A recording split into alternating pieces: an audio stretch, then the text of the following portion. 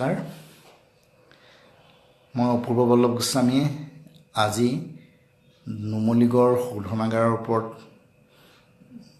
কিছু কথা ক'বলৈ ওলাইছোঁ। আজি সংবাদ মাধ্যমত পালোঁ যে কেন্দ্ৰীয় চৰকাৰ আৰু বাংলাদেশ চৰকাৰৰ যি চুক্তি হৈছে সেই চুক্তিমতে নুমলীগড় শোধনাগাৰৰ পৰা পাইপেৰে বাংলাদেশলৈ পেট্ৰলজাত সামগ্ৰী প্ৰেৰণ কৰিব কেন্দ্ৰীয় চৰকাৰে। শুনি আচলতে আমি আচম্বিত হ'লোঁ, কিয়নো 855 জন শ্বহীদৰ বিনিময়ত হোৱা এইটো শোধনাগাৰ আৰু বিদেশী বিতৰণৰ কাৰণেই অসম আন্দোলন চলিছিল ছবছৰীয়া। আৰু এই নুমলীগড় শোধনাগাৰৰ সমীপতে এজন নহয় দুজন নহয় পংকাত 7জনকৈ শ্বহীদ হৈছিল অসম আন্দোলন, যি কাৰণে সপ্ত শ্বহীদ বুলি কয়।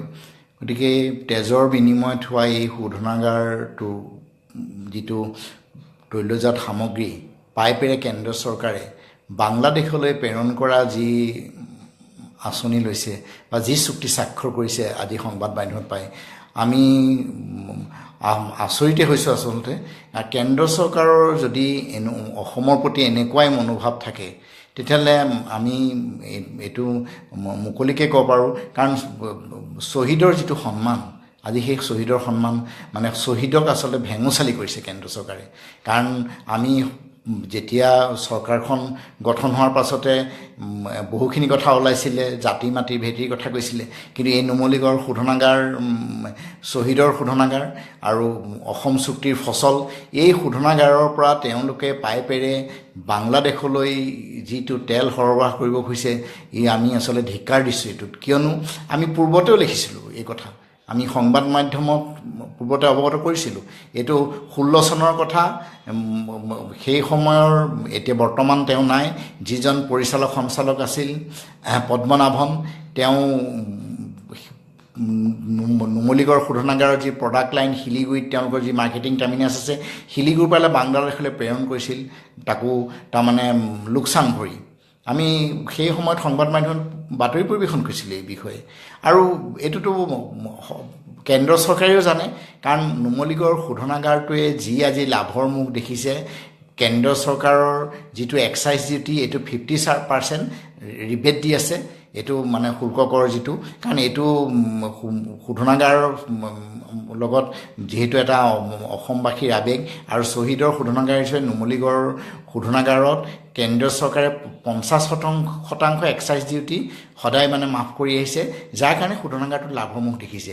কিন্তু যেতিয়াই এইটো ৰপ্তানি হ'ব, এক্সপৰ্ট হ'ব, সেই এক্সাইজ ডিউটি কোনো কাৰণতে কেন্দ্ৰ চৰকাৰে নিদিয়ে।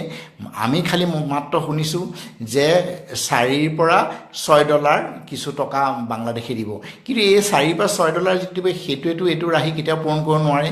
আৰু ইয়াৰ পূৰ্বতেও মানে 16-17 চনত যেতিয়া সেই পূৰ্বৰ পৰিচালক সঞ্চালক পদ্মনাভনে বাংলাদেশলৈ তেল প্ৰেৰণ কৰিছিলে ৰেল যোগে, আমি তেতিয়াও সংবাদ মাধ্যমত লিখিছিলোঁ যে নুমলীগড় শোধনাগাৰে লোকচান ভৰি বাংলাদেশক তেল দিছে। এইটো কেন্দ্ৰীয় চৰকাৰৰ কেনেকুৱা ধৰণৰ আঁচনি, কাৰণ যি বাংলাদেশৰ খেতিৰ বাবে আমাৰ ছবছৰীয়া আন্দোলন হ'ল, সেই অসমবাসীৰ যি আৱেগ অনুভূতিক সম্পূৰ্ণ ভৰিৰে মোহাৰি এনেধৰণৰ আচলতে সিদ্ধান্ত লৈছে। আৰু এইটো এটা আমি আত্মঘাতী সিদ্ধান্ত বুলি কওঁ, কিয়নো শোধনাগাৰটো ছাৰ্ভাইভ কৰিবলৈ হ'লে এটা বস্তু তাৰ ব্যৱসায় দিশ চাব লাগিব। কাৰণ আমি বাৰম্বাৰ এইটো কৈ আহিছোঁ যে নুমলীগড় শোধনাগাৰ আৰম্ভণিৰ পৰাই ইয়াত অসম বিৰোধী কাৰ্যকলাপ জড়িত কৰি আহিছে। কাৰণ প্ৰথমটো আমি শোধনাগাৰৰ যিটো প্ৰতীক চিহ্ন সেইটো তাৰ লগটোৰ পৰা অসমীয়া আখৰকেইটা নাইকিয়া হৈছিল, আমি সেইটো কথা লিখিছিলোঁ।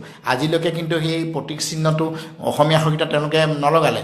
আজি অসমৰ বাহিৰে যদি অন্য ৰাজ্যত হ'লহেঁতেন সেইটো কোনো কাৰণতে তেওঁলোকে অসমীয়া আখৰকেইটা গুচাই দিব নোৱাৰিলেহেঁতেন প্ৰতীক চিহ্নটোৰ পৰা, মানে যিটো লগটোৰ পৰা। কিন্তু সেইটোতো তেওঁলোকে অসমবাসীক বুঢ়াঙুলি দেখুৱাই আমাৰ অসমীয়া আখৰকেইটাকে গুচাই দিলে প্ৰতীক চিহ্নটোৰ পৰা।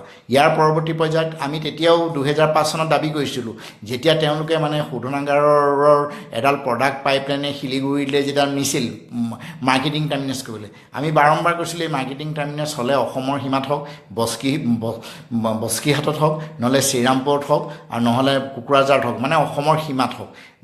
যাৰ কাৰণে অসম ৰাহি হ'ব।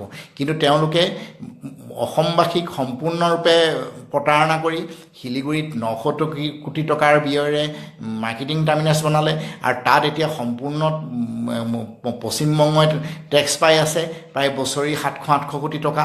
আজি তাৰ যিটো আমাৰ নিবনুৱাসকল তেওঁলোকৰ কৰ্মসংস্থাপনো মুদা মৰিছে। শিলিগুৰিত ধুনীয়াকৈ তেওঁলোকে তাৰ নিবনুৱা সংস্থাপন হৈছে। তাত আমাৰ যিখিনি ব্যৱসায় টেংকাৰ আছে তাত ধুনীয়াকৈ শোধনাগাৰ মাৰ্কেটিং টাৰ্মিনেল চলি আছে শিলিগুৰিত, কিন্তু অসমবাসী লাভান্বিত হোৱা নাই। গতিকে এনেকুৱা ধৰণৰ অসম বিৰোধী কাৰ্যকলাপ নুমলীগড় শোধনাগাৰে কৰি আহিছে। কিন্তু শেহতীয়া যিটো কেন্দ্ৰীয় চৰকাৰৰ স্থিতি, এই নুমলীগড় শোধনাগাৰক লৈ তেওঁলোকে যিটো আজি বাংলাদেশৰ লগত তেওঁলোকে চুক্তি কৰিছে, যিটোত আমাৰ প্ৰতিবেশী এখন দেশৰ লগত আমাৰ ক'বলৈ নাই, কিন্তু অসমবাসীৰ যিটো আৱেগ, মই বাৰম্বাৰ কওঁ যে বিদেশী নাগৰিকৰ বিদেশী বিতৰণৰ যিটো মানে 855 জন শ্বহীদৰ বিনিময়ত হোৱা এই শোধনাগাৰ।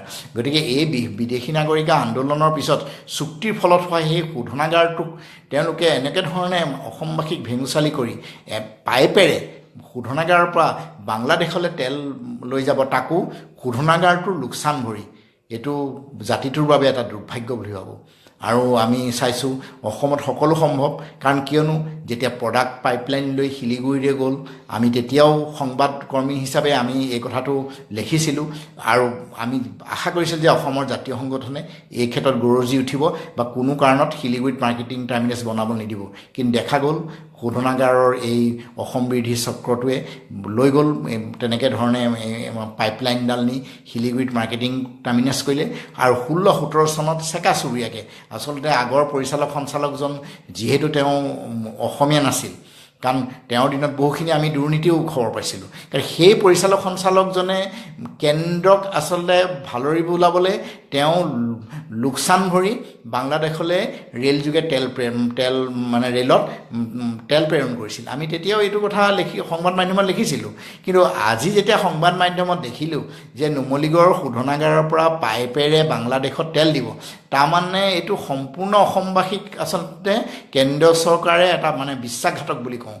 কিয়নো কেন্দ্ৰ চৰকাৰৰ পৰা আমি এইটো আশা কৰা নাছিলোঁ, কাৰণ যিহেতু কেন্দ্ৰ চৰকাৰৰ যেতিয়া বিশেষকৈ আমাৰ সকলোৰে আদৰৰ মুখ্য প্ৰধানমন্ত্ৰী যেতিয়া মোদী ডাঙৰীয়া আহে, অসমৰ কথা কওঁতে উত্তৰ পূৰ্বাঞ্চলৰ কথা কওঁতে অষ্টলক্ষ্মী বুলি কয়, কিন্তু নুমলীগড় শোধনাগাৰটো আজিৰ তাৰিখতো এক্সপানশ্যন হোৱা নাই। আমি বাৰম্বাৰ কৈছিলোঁ যে এইটো 3 মিলিয়নৰ শোধনাগাৰ এটা নিচুকনি বঁটা, এইটো অনতিপলমে আচলতে 9 মিলিয়নলৈ উন্নত হ'ব লাগে, কিন্তু সেই এক্সপানশ্যনতো কোনো গুৰুত্ব নাই।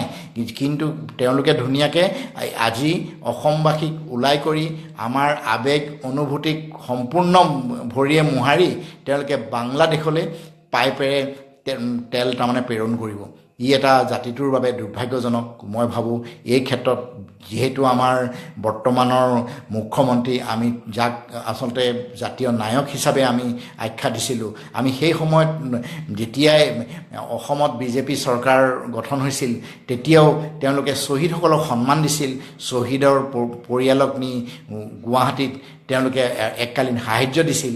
গতিকে এনেধৰণৰ এই ৰাজ্য চৰকাৰখনে কৰাৰ পিছত কেন্দ্ৰ চৰকাৰে আমাৰ অসমবাসীক ওলাই কৰি কেনেকৈ আচলতে পাইপ লাইনেৰে তেওঁলোকে বাংলাদেশত তেল প্ৰেৰণ কৰিবলৈ পাইছে, ই এটা দুৰ্ভাগ্যজনক। মই ভাবোঁ এই ক্ষেত্ৰত সকলোৱে আচলতে সচেতন হ'বৰ হ'ল।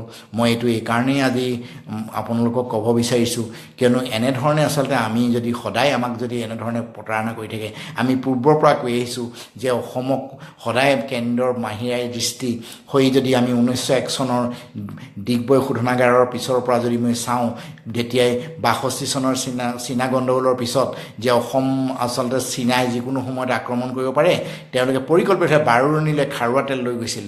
তাৰপিছত যে গুৱাহাটী শোধনাগাৰ হ'ল, বঙাইগাঁৱৰ শোধনাগাৰ হ'ল, প্ৰত্যেকটো শোধনাগাৰ এটা ব্লাড শ্বেডৰ বিনিময়ত হৈছে। আৰু অসম চুটি শোধনাগাৰটো 855 জন শ্বহীদৰ বিনিময়ত হোৱা শোধনাগাৰ। ইয়াত শ্বহীদৰ তেজৰ মূল্য দিয়ক অন্ততঃ কেন্দ্ৰীয় চৰকাৰে। মই ভাবোঁ এনেধৰণৰ আচলতে আত্মঘাতী সিদ্ধান্ত যিটোৱে শোধনাগাৰটো অনাগত দিনত ক্ষতি কৰিব। কাৰণ কিয়নো যিটো মই বাৰম্বাৰ কৈছোঁ, শোধনাগাৰটো লাভ হৈ আছে মাত্ৰ এক্সাইজ ডিউটি বেনিফিটটো পোৱাৰ কাৰণে। যদি এক্সাইজ ডিউটিত বেনিফিট বাংলাদেশলৈ নিয়াৰ কাৰণে কেন্দ্ৰ চৰকাৰে নিদিয়ে তেতিয়াহ'লে শোধনাগাৰটো কেনেকৈ ছাৰ্ভাৰ কৰিব কাৰণ এইটো শোধনাগাৰ তাৰ আয়ুস চমু চাপি আহিব আৰু এইটো যদি কেন্দ্ৰ চৰকাৰ এটা পৰিকল্পিত যে অসমক মানে কিবা কাৰণত উদ্যোগ ক্ষেত্ৰৰ পৰা বঞ্চিত কৰা সেইটো আমি নাজানো কি পৰিকল্পনাই এইটো কৰিছে কিন্তু মই ভাবোঁ অনতিপলমে এই সিদ্ধান্ত বাতিল কৰিব লাগে মই আৰু বিশেষ নকওঁ অনাগত দিনত আকৌ কৈ যাম কিন্তু এইটো ক্ষেত্ৰত মই ভাবোঁ সকলো সজাগ হ'বৰ হ'ল কিয়নো অসমবাসীৰ আৱেগ অনুভূতিক ওলাই কৰি এনেকৈ নুমলীগড়ৰ পৰা পাইপেৰে যি বাংলাদেশত নি তেল সৰবৰাহ কৰিব খুজিছে তাক আচলতে আমি তীব্ৰ প্ৰতিবাদ কৰিছোঁ এনে সিদ্ধান্ত কেন্দ্ৰীয় চৰকাৰে তৎকালীনভাৱে বাতিল কৰক নমস্কাৰ